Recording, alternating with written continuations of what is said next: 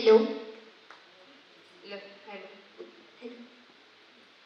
जीवनाच्या विरुद्ध प्रवाहाने प्रवास करून अनेक संकटाला मात देऊन हे आमचे साहेब स्वतःचा जीवाला धोका पत्करून दलित पीडितांचं काय तर देशाचे भाग्य विधाता ठरले त्यांची ही प्रभा.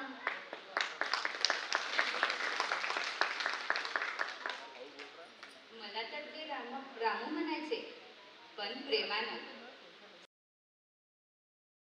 साहेब, तुमचं पोट खराब आहे ना? थांबा, मी खिचडी आणते.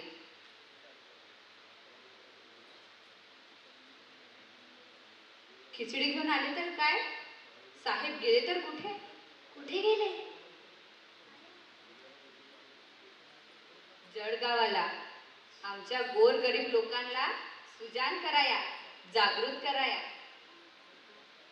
आणि तुझे आई बाबा कुठे आहेत? काय सांगू, माझे आई वडील तर लहानपणीच गेले.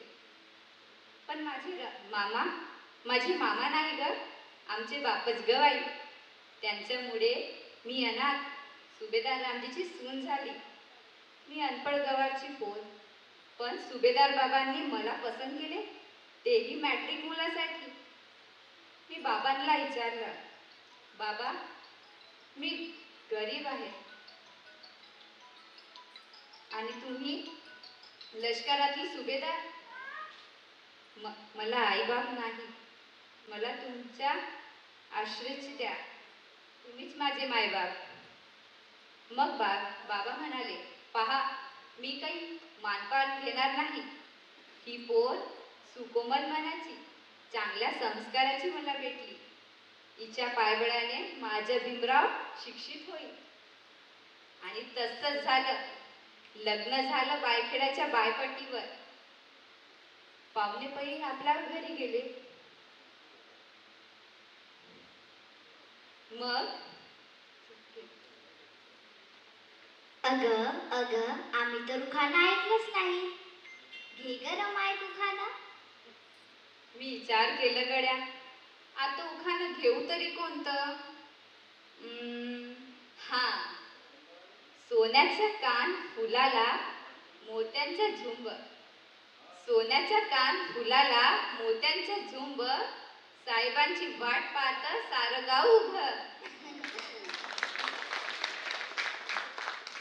मी मामांना विचारले. काय विचारले?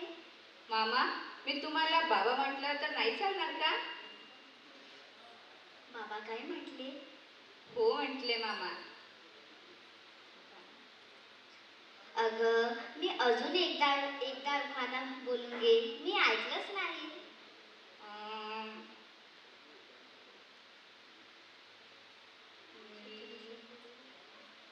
हा, सोन्याच्या चोडीला पुतळीचा लेन.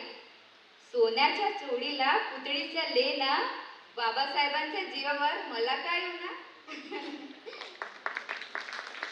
असं करता करता साहेब शिकायला लांब गेले. पुढे 1912ला बाबासाहेब एल्फिस्टन कॉलेजमध्ये BA ची परीक्षा पास झाली. इकडं त्यांना बाळपण प्राप्त झालं. रामजी बाबा आता आजोबा बनले. महाराजा पोर आणि BA पास. इतर समाजाला तर धक्काच बसला. साहेबांची आर्थिक परिस्थिती खूप बिकट होती. त्यांना वाटायचं एक नोकरी करायची.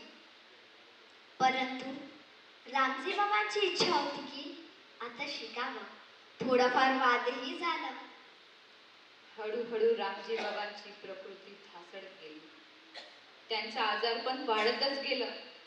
कधी डॉक्टरांना बोलवायचे तर कधी बाबासाहेबांची आठवण करायचे. सुभेदार रामजी बाबांची सवय होती पूजापाठ करायची. ते पूजापाठ करायला गेले. तब्येत बिघडली असल्यामुळे त्यांना फार भयंकर ताप सरला. रामजी बाबा, औषध घ्या, पाणी घ्या, तुम्ही बरे आहात ना? बोलत का नाही? तब्येत कमी जास्त असताना प्रकृती अति घालवली. रामजी बाबा, औषध घ्या ना. तुम्ही बोलत का नाही आहात? बाबा, बाबा बोला ना. रमा, काय? रामजी बाबांची मृत्यू झाली ग. काय? बाबा गेले? आता मी कोणाला बाबा बोलेल? रमा, बाबासाहेब आले. साहेब, बाबा गेले हो. बाबा गेले. आमच्या संसारातला एक खांब तंबू कोसळला ग बाबा.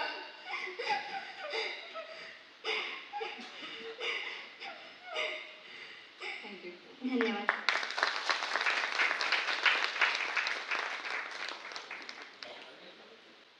बहुत बहुत धन्यवाद, आपने तालियां तो नहीं बजाई. और अभी मैं इसी फैमिली को फिर से बुला रहा हूँ यहाँ पर. अजय कुमार, प्रबोधनकार अजय कुमार यहाँ पर आएंगे, मंच पर आएंगे. उसके बाद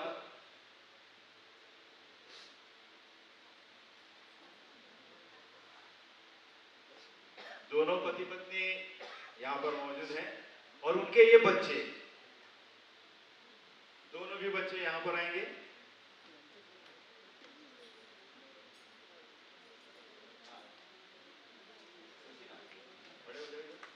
और ये जो छोटी सी नाटिका जिन्होंने लिखी थी और बैठाई थी, ऐसे प्रेम कुमार ओके गुरुजी, ये भी मंच पर आएंगे और इनका स्वागत ये मंच की ओर से हम कर लेते हैं सारे लोग मिलकर.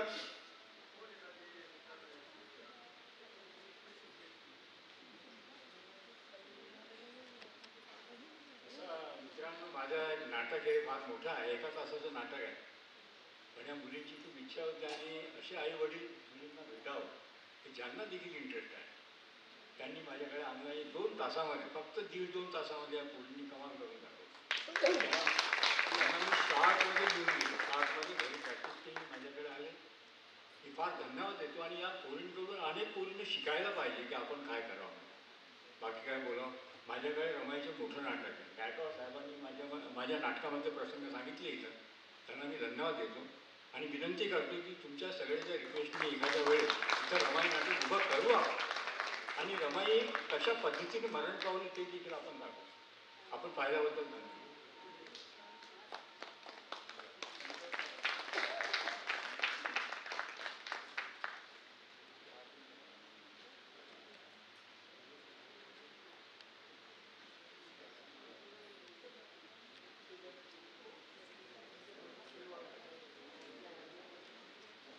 प्रेम कुमार ओके गुरुजी का स्वागत अभी अभी आईएएस बनी हुई ऐश्वर्या ओके के हाथ से करने की चाहत भी है. बहुत बढ़िया.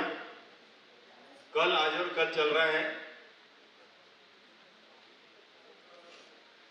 कभी कभी अपने सरनेम पे बड़ा नाज होता है, वैसा हमें नाज है. ये हमारे बच्ची आईएएस हो गए.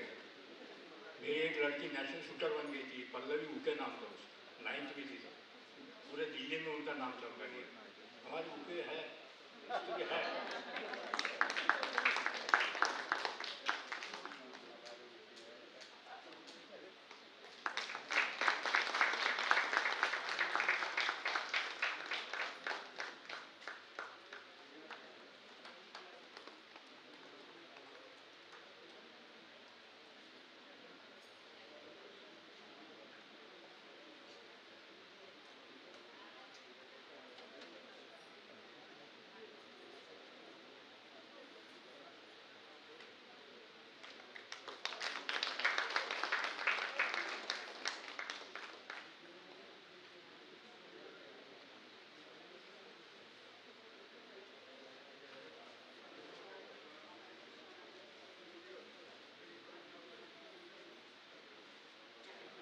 धन्यवाद.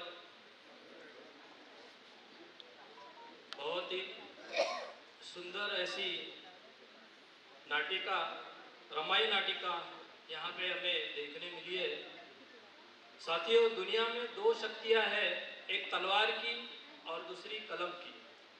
इन दोनों शक्तियों के बीच अनंत काल से कड़ा मुकाबला और दुश्मनी जारी है।